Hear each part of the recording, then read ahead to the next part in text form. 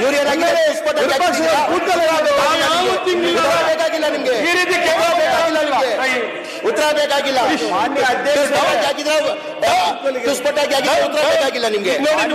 ಮಾನ್ಯ ಅಧ್ಯಕ್ಷರೇ, ಮಾನ್ಯ ವಿರೋಧ ಪಕ್ಷದ ಸದಸ್ಯರುಗಳ ಮಾಹಿತಿಗೆ ಸನ್ಮಾನ್ಯ ಪಾರ್ಲಿಮೆಂಟರಿ ಸಿಸ್ಟಮ್ ಪ್ರೆಸಿಡೆನ್ಷಿಯಲ್ ಗವರ್ಮೆಂಟ್ ಇರೋ ಕಡೆ ಬೇರೆ, ಅವರು ಪಾರ್ಲಿಮೆಂಟರಿ ಸಿಸ್ಟಮ್ ಆಫ್ ಗವರ್ನೆನ್ಸ್ ಇರೋ ಕಡೆ collective responsibility of the cabinet, ಅದು ಆಡಳಿತದ ಸೂತ್ರ. ಹಾಗೂ ಒಂದನೇ ವಿಷಯ. ಎರಡನೇ ವಿಷಯ, ಕ್ಯಾಬಿನೆಟ್ ಅಂತ ಹೇಳಿದ್ರೆ ಕ್ಯಾಬಿನೆಟ್ ನ ಎಲ್ಲಾ ಸದಸ್ಯರು ಸಹ ಅದರಲ್ಲಿ ಒಳಗೊಂಡಿರ್ತಾರೆ. It is a collective form of governance. ಎರಡನೇ ವಿಷಯ, ಯಾವಾಗ ಒಂದು ಸಬ್ಜೆಕ್ಟ್, ಒಂದು ವಿಷಯ, ಒಂದು ಇಲಾಖೆಗಿಂತ ಹೆಚ್ಚು ಇಲಾಖೆಗಳ ಸಮನ್ವಯದ ಮೇಲೆ ಅವಲಂಬಿತವಾಗಿದೆ, ಅಂತ ಸಂದರ್ಭದಲ್ಲಿ ಆಯಾ ವಿಷಯಕ್ಕೆ ಸಂಬಂಧಪಟ್ಟಂತ ಬೇರೆ ಬೇರೆ ಇಲಾಖೆಗಳ ಸಚಿವರು ಕೂಡ ಉತ್ತರ ಕೊಡುವಂತಹದ್ದು ಇಲ್ಲಿ ನಡೆದು ಬಂದಿರುವಂತಹ ವಾಡಿಕೆ, ಸಂಪ್ರದಾಯ.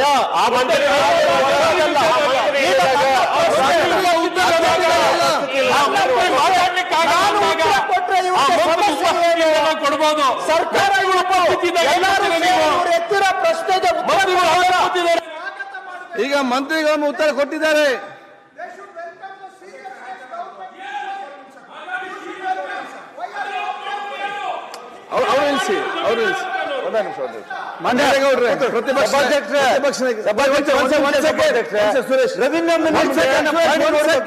ಪಾಣಿ ಯಾರು ಅಧ್ಯಕ್ಷ ನಮ್ಗೆ ಕೃಷ್ಣ ಬೈರೇಗೌಡರು ಉತ್ತರ ಕೊಡಕ್ಕೆ ನಮ್ದೇನು ಅಭ್ಯಂತರ ಇಲ್ಲ. ಸರ್ಕಾರದ ನಿಯಮಗಳು ಏನು ನಾನು ನೋಡಿರೋ ಪ್ರಕಾರ, ಅವರು 2-3 ಬಾರಿ ಮಂತ್ರಿ ಆಗಿದ್ದಾರೆ, ನಾನು 5-6 ಬಾರಿ ಮಂತ್ರಿ ಆಗಿದ್ದೀನಿ. ಇಲ್ಲಿ ಬಹಳಷ್ಟು ಬಿಲ್ಗಳನ್ನ ನಾವೆಲ್ಲರೂ ಮಂಡನೆ ಮಾಡಿದ್ದೀವಿ. ನಾನು ಮಾಡಿದ್ದೀನಿ, ಎಲ್ಲರೂ ಮಾಡಿದ್ದಾರೆ. ನಾನು ಪ್ರೆಸೆಂಟ್ ಇದ್ದಾಗ, ನಾನು ರೆವಿನ್ಯೂ ಮಿನಿಸ್ಟರ್ ಇದ್ದಾಗ ನಾನು ಇಲ್ಲೇ ಕೂತ್ಕೊಂಡು ಇನ್ನೊಬ್ರು ಆ ಬಿಲ್ನ ಮಂಡನೆ ಮಾಡೋ ಅಂತ ಪ್ರಕರಣನೇ ನಾನು ನೋಡಿ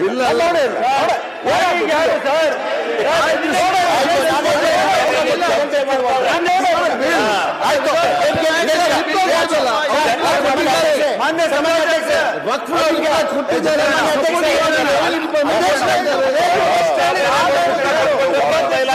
ಈ ರಾಜ್ಯಕ್ಕೆ ಸಂಸದೀಯ ಒಬ್ರು ಇರ್ತಾರೆ, ಆ ಹೆಡ್ ಮಾಸ್ಟರ್ ಕೊಡ್ಬೇಕು. ಸಮರ್ಪಕವಾಗಿಲ್ಲ ಅಂದ್ರೆ ನೀವು ಕೊಡ್ಬೇಕು, ಹೆಡ್ ಮಾಸ್ಟರ್ ಕೊಡ್ಬೇಕು. ಅದು ಪದ್ಧತಿ. ಈಗ ಯಾರು ಎಲ್ಲ ಕೊಡಕ್ ಹೋಗ್ತಾ ಇದ್ದಾರೆ, ಸಂತೆ ಆಗೋದು ಅಧ್ಯಕ್ಷರೇ. ಈಗ ನೋಡಿ, ಮಂತ್ರಿ ಆಗಿದ್ದವರು ನಾವು ಸಪೋರ್ಟಿಂಗ್ ಆಗಿ ಉತ್ತರ ಕೊಡ್ಲೇ ಇಲ್ವಾ ಬೇರೆ ಮಂತ್ರಿ ಇದ್ದಾಗ? ನೋಡಿ, ನೀವು ಮಂತ್ರಿ ಆಗಿದ್ದು ನಾವು ಮಧ್ಯ ಮಾತಾಡಿದ್ದಾರೆ, ಕೊಡ್ತಾ ಇಲ್ಲ ಯಾರು. ಮಧ್ಯ ಮಾತಾಡಿದ್ದಾರೆ, ಇಷ್ಟು ಬಹಳ ಜನ ಮಾತಾಡಿದ್ದಾರೆ, ಉತ್ತರ ಕೊಡ್ತಾ ಇಲ್ಲ.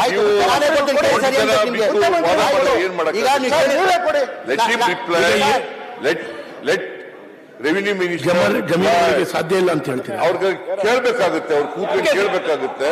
ಅವ್ರು ಏನಾದ್ರು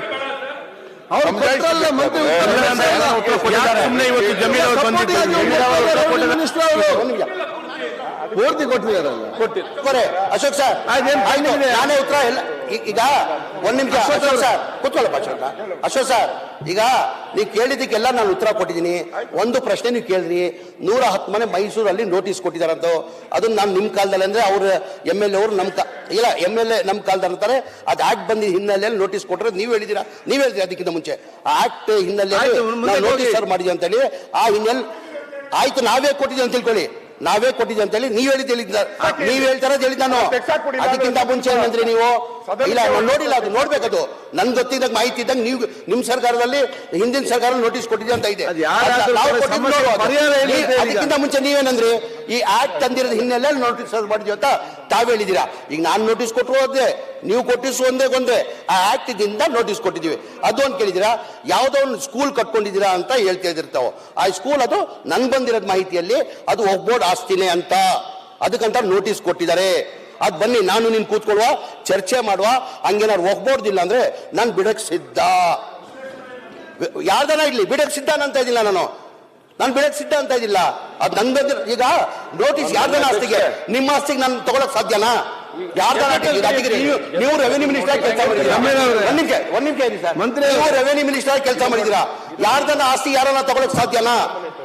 ಯಾರನ್ನ ಆಸ್ತಿ ಯಾರನ್ನ ತಗೊಳಕ್ ಸಾಧ್ಯನಾ? ಈಗ ಅಧಿಕಾರಿಗಳು ಮಂತ್ರಿ ಸೂಚನೆ ಕೊಟ್ಟ ತಕ್ಷಣ ಮಂತ್ರಿಗಳು ನೋಟಿಸ್ ಕೊಡ್ತಾರಾ? ಇಲ್ಲ ನೀವು ರೆವೆನ್ಯೂ ಮಿನಿಸ್ಟರ್ ಆಗಿದ್ದೀರಾ, ಅಲ್ಲ ಮಂತ್ರಿ ರೆವೆನ್ಯೂ ಮಿನಿಸ್ಟರ್ ಆಗಿದ್ದೀರಾ. ಜಮೀರ್ ಈಗ ಒಂದ್ ಸೆಕೆಂಡ್, ಈಗ ನಮ್ಮ ಅಪೋಸಿಷನ್ ಲೀಡರ್ ನಾನೇ ಕಂಪ್ಲೀಟ್ ಮಾಡ್ತೀನಿ. ಒಂದ್ ಸೆಕೆಂಡ್, ಪರವಾಗಿಲ್ಲ. ಅವ್ರು ಏನು ಹೇಳ್ತಾ ಇದ್ದಾರೆ ಒಂದು ಲಾಸ್ಟ್ ಮೇಲಿದಾಗ, ವಿಶ್ವೇಶ್ವರಯ್ಯ ಕಲ್ತಂದು ಶಾಲೆ ಇದೆ, ಸರ್ಕಾರಿ ಶಾಲೆ 110 ವರ್ಷಗಳ ಹಿಂದೆದ್ದು. ಅಲ್ಲಿ ಇವತ್ತೊಂದು ಸಣ್ಣ ಒಂದು ಡಿಸ್ಪ್ಯೂಟ್ ಇದೆ ಇದಕ್ಕೆ, ಆ ವಿಚಾರಕ್ಕೆ ಅದು ನೀವು ಅವ್ರು ಕರೆದು ಅವತ್ತಿಂದ ಸ್ಕೂಲ್ ವರ್ಸ್ ದಾವೂದ್ ಶಾ ದರ್ಗಾ ಅಂತ ಇದೆ. Okay. ಇವತ್ತಿಂದ ಅವತ್ತಿಂದ ಒಗ್ಬೋರ್ಡಲ್ಲಿ ಇದೆ, ಒಗ್ಬೋರ್ಡಲ್ಲಿ ಗೆಜೆಟ್ ಆಗಿದೆ, ವಾಟ್ ಇಸ್ ದ ರೆಮಿಡಿ? ಒಗ್ಬೋರ್ಡಲ್ಲಿ ಗೆಜೆಟ್ ಆಗಿದೆ, ನೋಟಿಸ್ ಸರ್ವ್ ಮಾಡಿದ್ದಾರೆ. ಓಕೆ, ನೋಟಿಸ್ ಸರ್ವ್ ಮಾಡಿದ್ದಾರೆ. ಯಾವ್ದು ನಾವು ಬಿಡಕ ಈಗ ತಮಗೂ ಗೊತ್ತಿಲ್ಲ.